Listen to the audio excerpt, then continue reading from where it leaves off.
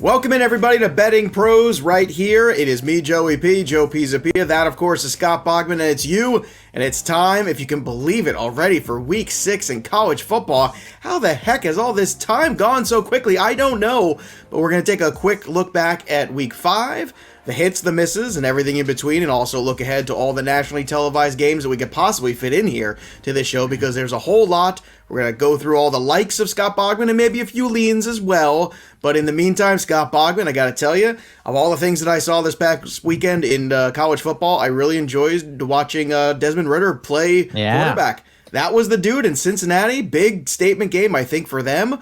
A couple of upsets moved Cincinnati up the charts a little bit. That kid, to me, I think he's going to play in the NFL and be a pretty good quarterback. Boggs, how was your Week 5, buddy? I tell you what, Joe, 7-3 feels way better than 3-7. So, back on track. Back on track, baby. Let's go. So I was very, very happy about that. Of course, I'm talking about my Betting Pros article. So where I write up, I do 5 in-depth write-ups, and then I pick 5 other games. So I have 10 total games on there, 3-7 the week before, 7-3. Back at it this week. So that felt much better. But I'm with you, man. Cincinnati looks good, and they have a fairly clear path to the playoff right now. So they could be the first G5 team ever in there. So we'll see if they don't slip up and if the voters are going to actually put a G5 team in there. Notre Dame's a signature win on the road too. Mm-hmm. So on the road, and I'm with the you. Kid looked like he saw the progressions. He knew where to throw the football. He was very poised in big spots. A lot of the intangibles is what I saw when I watched Ridder play. Yeah, he's a fun kid to watch play, and I was, I feel like I texted you about him a while ago, but he was so much fun to watch in this game in particular. Mm-hmm. And look, the quarterback rankings are all over the damn place. Like, they are. I think Mel Kiper just came out with his, and PFF, they have the same number 1. It's Malik Willis from Liberty.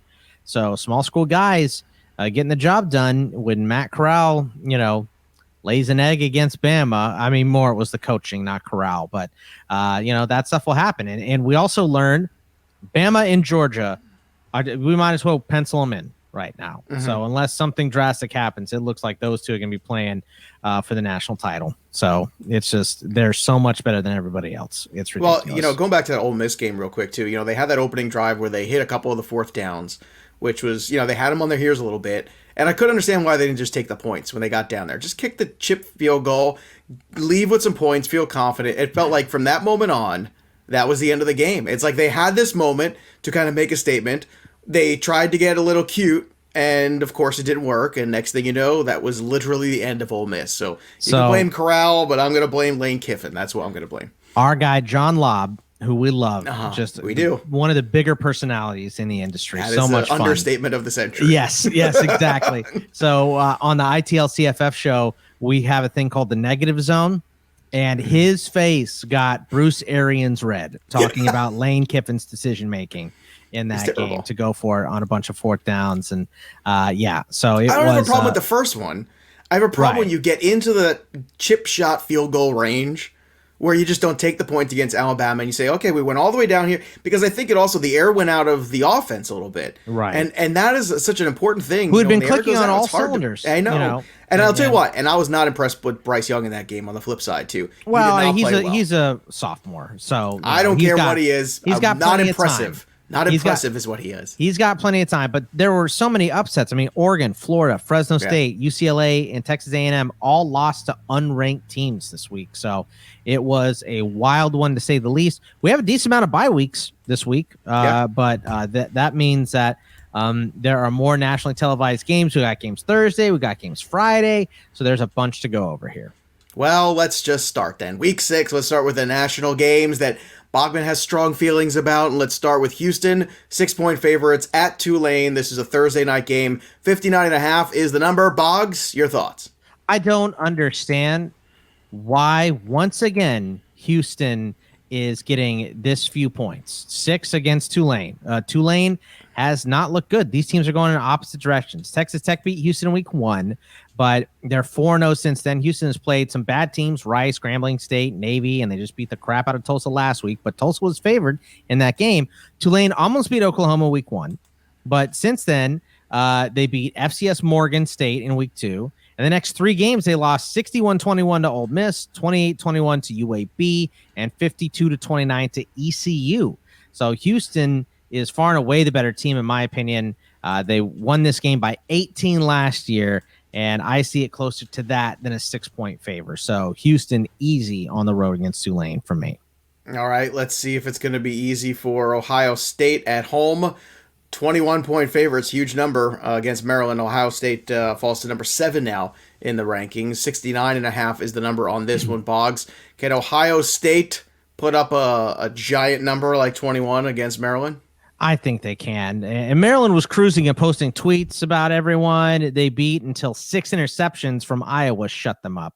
I don't think that Ohio State is going to get them to cough it up 6 times, but they should pound Maryland into the ground. Ohio State has scored 40 in every game except the loss to Oregon. Maryland has put up some points too, but they were held to a season low 14 last week against Iowa. I just feel like these teams are headed in opposite directions right now. So I'm going to take Ohio State. But I like the under in this game more. 69.5 is such a big number. I don't know how much Maryland's going to score against Ohio State. So yes, that Rutgers contest last week was not close. Yeah, that's true. And Rutgers played Michigan close. Did not play Ohio State close. Did not play Ohio State close. No, it was not good. Things were not good there right away, too. So, number 2, Georgia, finally. You know, it's funny, we talked about Georgia in the preseason show about this is finally going to be the year where Georgia actually delivers, and so far, so good. They're 15-point favorites on the road against 18th-ranked Auburn. 46.5 is the number, a little lower number here. Does that surprise you? Not really. I mean, Georgia has been shutting MFers down, right? It's like, it's just so not close that I am not surprised that at this number. And look, Auburn's a good team, but Georgia looks fairly unstoppable so far. UGA is allowing a measly 4.6 points per game, which is clearly first in the nation by a full touchdown. Iowa, number 2 at 11.6 points per game. Auburn is ranked 11th in scoring offense, averaging over 40 points per game, but they've been aided in with that in putting up 60 points against Akron and Alabama State, the 2 P5 teams they played. Auburn only scored 44 total points, which would put them at 22. Just, you know, you can't pick and choose here, but if we're looking at 22 points per game, that's where Northwestern is at 106 in the nation right now. The only way that Auburn stays in this game is if Bo Nix does his Johnny Manziel impression that he did last week to beat LSU. I got UGA big in this game. Yeah, Bo Nix is another guy too. I don't think the hype not really all there. Coincides. No, it's not all there. Not for the next level. That's for sure. Right. Boise State at BYU. BYU ranked 10th now. 5.5 point favorites in this game. 56.5 is the number. Your thoughts on BYU at home? This one is This one is trickier than it looks, I think, because on paper, I mean, BYU is just, they're ranked 10, they're beating people up, it's not close. But Boise State, it's wishy-washy. They lost to a healthy UCF team in week 1, then they smashed UTEP, then they barely lost to OK State, they pounded Utah State, and then they lost to Nevada. So they're, you know, a weird up and down. BYU has beat everyone they played into the ground after week 1, where, you know, the 1 week I picked them, they don't beat U of A into the ground, but, you know, I'm over it clearly. The issue I have is in roster strength. And, you know, I do a show with my guy, Nick Allen, CFP Winning Edge. I showed you his rosters, Joe. I mean, mind-blowing. They are incredible. I felt like he was in the Matrix. Right. He's got a ranking for every single player in college football. It's incredible. And Boise State has a ranking for everyone in my house. I know. It's exactly. Crazy. Joe's at 79. His daughters are in the 90. You got to get up to their level. Yeah, so, I'm way behind. But Boise State has the better roster to him. But I just think when you look at what's happening here, is it's Andy Avalos and a new coaching staff coming in at Boise State. Yeah, the same coaching staff at BYU. They had momentum coming into this year, even losing Zach Wilson. I thought that would take some steam out. It hasn't. They have been beating people up left and right. So I just think that playing on momentum, I'm going to go with BYU minus the 5.5 here, even though I do think Boise State has more talent. BYU is working together very well, and the betting is way on the BYU side and on the under as well. I feel like we kind of owe Michigan an apology because we were a little harsh on them in the beginning of the year in the preseason, even in the week 1 or 2. They are now ranked 9th. They are 3.5-point favorites at Nebraska this week. The number's 50.5. But they haven't really played anyone yet. I mean, really of note. And again, I guess that's where we were struggling, trying to figure out how good they really are. But I got to give them credit. You can only play who's on your schedule. They always say that, right? And they have. And they've played well, so I want to give them some credit here. But how much credit do you want to give them in this game against Nebraska? The hot seat bowl, right? It's Harbaugh versus Scott Frost here. But look, Michigan is undefeated, but they had easy wins against Western Michigan and Northern Illinois.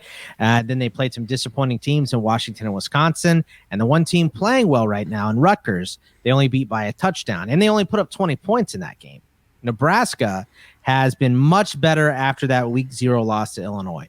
The defense is what has been impressing them. They held Buffalo to 3, Oklahoma to 23, Michigan State, who was ranked, to 23, and Northwestern to 7 after Illinois put 30 up on them. So they have gotten much better on the defensive side. That puts them 13th in the nation in scoring defense, allowing 15.5 points per game. The problem with Nebraska is they rely on their run game to win, specifically quarterback Adrian Martinez. I can't imagine that Michigan lets Martinez beat them. So I'm going to take Michigan in this game, but I love the under in this game. 50.5. Michigan's running back Blake Corum was a little bit banged up. Nebraska is one-dimensional. So I think this is going to be a run and clock run. That plays to the under. I like Grinder. It's a grinding one of those kind of game. It's a grinders. Yeah. Right. I do like Michigan in this game. But I feel the best about the under 50.5. I just think it plays, to like a 27-10 or even a 27-20 game with Michigan winning gets you that under. So true. I really like that under. All right, let's go to the next one here. Alabama goes and travels is still number 1, as they should be. 17.5-point favorites at Texas A&M this week. 51.5 is the number on this one. You got a lot of stats here on A&M. I want to kick this off here. I want to hear all these stats you told me you got. It's funny because I usually write up both sides. So my paragraphs, if you're watching us, look like this. This one looks like this because I don't need to write up Bama. Bama's good, right? So Bama's good.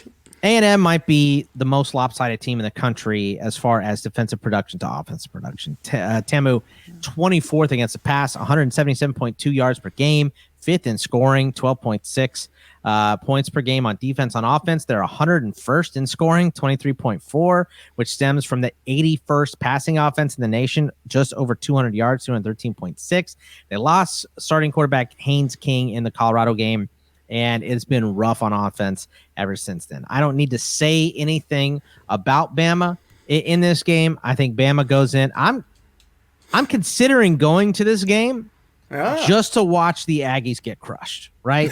So, but I'm going to stay at home and watch the Red River rivalry. I'm not going to go to this game. But it did, it put a little bit, do I want to go to this game? I'm not far. I am not really, really close to College Station. Well, you might be the only person at the end of it still there. Yeah. Me and the Bama fans. High five. Yeah, so, that's true. But yeah, I mean, this game is, it's just, this Calzada kid has not put it together for A&M yet. I'm not saying he can't ever, but I know that some of the Aggies fans that I know have thought the play calling on offense is a little bit questionable as well. And one of the best running backs in the nation and one of the best offensive linemen in the nation, guys that are going to get drafted high in the NFL draft. But when you have a quarterback that's inexperienced and not rolling, I mean, Bama is going to come in and crush these guys. This next game is fascinating to me. You have 4th-ranked Penn State traveling on the road to play 3rd-ranked Iowa. The Iowa is a 1.5-point favorites. The number is just 41 in this game. And these are two teams that have leapfrogged some other teams, let's be honest, in the standings off of some huge upsets last week. So that being said, what's your take on this one? Because it feels like these are two teams, once again, you can only play who's on your schedule, and they have played well enough to get to these rankings. But how good are these teams right now? Joe's pussyfooting around it. They're both overrated. They are. Okay. They're both overrated. I want you to right say now. it. I want you to get all the heat. I just set you up. I walk away. I say, Bogman, boy, he's full of hot takes. And I say, yeah, you're right. And I just walk away. Penn State struggles to run the ball. They're 93rd in the country, 132.6 yards per game. They haven't really needed to because their quarterback, Sean Clifford, and this wide receiver core, which is, Jahan Dotson is great. Parker Washington has been fantastic. They're ranked 26th in the nation in passing offense, and they can bail out the running game. Iowa struggled against teams that run the ball, Colorado State and Iowa State, but obviously still won those games as they're undefeated. The games which Iowa has dominated are against teams that are pretty good passing with passing offenses. Maryland is 13th in passing in the nation, yards per game, 317.4. They forced 6 interceptions against Maryland. Got a little to a bench and picked off the backup after that too. So Iowa has forced 12 interceptions. Penn State has forced 7. Penn State defense is also real good. It's no surprise that the team that forces and gets the most turnovers will win. I think it's more about limiting them because I think both teams will get them. I'm going to go with Iowa in this game because they're at home. I think they stop the run early and then start hammering Clifford. And they've had a couple pick sixes as well. And I think that is where we're going to see the game flip in Iowa's favor. They're at home, big home field advantage in this game. And I just think both teams are going to turn it over. Now, Spencer Petras, the quarterback for Iowa, has kind of done this, the up and down games. If he's efficient and doesn't turn it over, I think Iowa wins this one going away. If he has a couple picks, it's going to play way closer to this 1.5 number. So I like Iowa to get the job done here, though. All right, those are all the likes. Let's get to the leans here. We don't feel quite as confident about some of these things, but still worthy of mention. Again, these are all the games on the nationally televised slate here. We have Stanford at Arizona State, ranked 22nd in the nation, -12 on the Arizona State side. The number is 51.5, and this game is on Friday night. Boggs, take us through Arizona State and Stanford. Yeah, this one. Ooh, I mean, both these teams have been all over the place, but specifically Stanford. They're 3-2, but they played one of the harder schedules in the country. They opened up with a loss to K-State and also lost to UCLA, but they beat USC, Vandy, and Oregon, who was ranked 4 in overtime last week. ASU is 4-1, but lost to BYU as big favorites. I think this line is perfect. So I'm going to put this in the leans. I like what ASU is doing right now on offense. I think they're going to beat Stanford, but Stanford has hung around and played with everybody. And, they're just kind of that iron sharpens iron, right? They've played good teams. ASU has not played a bunch of great teams. So I think that ASU gets this done, but I'm not saying it with a ton of confidence. All right, let's see how much confidence you have in your Texas Longhorns. Ranked 21st in the nation. They will be at home against 6th-ranked Oklahoma. Oklahoma, 3.5-point favorites in this one. 63.5 is the number. What are your thoughts on Texas? Can they hang with the big boys? Joe, they're not at home, of course. This is the Cotton Bowl. Yes, that's right. That's right. That's the Red River rivalry every year is in the Cotton Bowl. But look, Longhorns are playing their best football right now, which makes me nervous because my hopes are up. My hopes are up against Oklahoma. I feel like it's going to be a terrible show next Wednesday now when we come in. If your hopes are up, that's never good. The Sooners are clearly not playing their best, but they have been efficient. They're just missing those big plays. Texas has to not miss tackles because if you give a team that has the type of talent that Oklahoma has, you miss a tackle here, you miss a tackle there, and they're getting easy first downs, that's an easy recipe for disaster for Texas. But they have the best running back in the country in Bijan Robinson. Going to lean on him on offense, keep that defense, nice and not tired and not worn down for that fourth quarter. So you can tackle the catch and all that stuff. Texas has to play like pros on defense to beat Oklahoma here. I think they can do it, but I've gone into this game with a ton of confidence and seen Oklahoma win. I've gone in thinking there's no chance Texas wins, and they do. So this rivalry games are tough to pick because, look at Kentucky beating Florida last week, right? I did not see that coming. Kentucky's a great team, but Florida hung with Alabama. We thought they were good, but that is the shakiness and the up and down of college football and some of these young players, Emory Jones specifically for Florida. But for this one, I like Texas. So would that be just Texas outright on the money line then, if you're that confident to make a little bit more as opposed to just the 3.5? Yeah, I think so. Okay. I would do that if you're going to take Texas. Yeah, just take. You just take them outright. Sure. Yeah, that's kind of what I was thinking that you were alluding to. 4 overtimes last year plays to the I remember that. The over as well. So. All right. 13th ranked Arkansas at 17th ranked Ole Miss licking their wounds, but they're still 6-point favorites in this one. 66.5 is the number. Can Ole Miss bounce back here, Boggs? Well, can Arkansas bounce back? That's true. Can Arkansas bounce back too?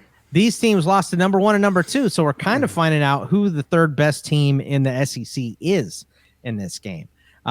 It's going to be really, really close. My gut says Ole Miss. They're blowing everyone not named Alabama out of the water right now. Arkansas had the same bit going until Georgia, but I think Casey Jefferson he still isn't 100%. I think Matt Corral and the Rebs will roll in this game. But, every time I get kind of confident about Ole Miss, they let me down. So I'll put this one in the leans, but I do like Ole Miss in this game. All right, last one here, Florida State at North Carolina, 17.5-point favorite. North Carolina is the number on this one, 64.5. What are your thoughts on North Carolina, Florida State, Boggs? I would rather, if I had to bet my life on this game or flip a coin, I just flip a coin, I think. Because UNC, they're all over the place. This is one of the teams you expect to win this type of game going away. Florida State is on the struggle bus. They're 87th in scoring offense. They're 105th in scoring defense. And, they might even be more confusing than UNC. They lost to Notre Dame in overtime. Then Jacksonville State beat them. They followed that up by a big loss to Wake Forest. Then close ones against a good Louisville team. And then they barely beat Syracuse, who's not good. UNC opened up with that loss to Virginia Tech, gained some steam against Georgia State, smashed Virginia. Then they got smashed by Georgia Tech. So these two teams are too bipolar for me. I'll take UNC because Florida State gets into these scoring dry spells. And UNC, I don't think it's going to have that, especially not against Florida State. So I'll take UNC. But like I said, bet my life on it. I'd rather flip a coin. All right, there you have it. So those are the likes and the leans for Week 6 in the NFL. Make sure you head over to BettingPros.com to check out all the great content, including the write-up that Scott Bogman does every single week. And 7-3, not too shabby. Bounce back. I think, 2 weeks ago you were 7-3 as well, right? Before the week that shall not be named. We won't talk about that Stupid other week. Week 4. Stupid Week 4 is the worst. But again, Bogman back on track, as we all said that we would be here in this week's show. So head over to bettingpros.com so you can see all the consensus lines and all the houses and where you can bet which ones that you like. And it's the best place to find all the different lines and all the different houses all in one easy place. And it's bettingpros.com. So that'll do it for us. But the story of the game goes on. For Scott Bogman, I'm Joey P. We will see you next time, kids.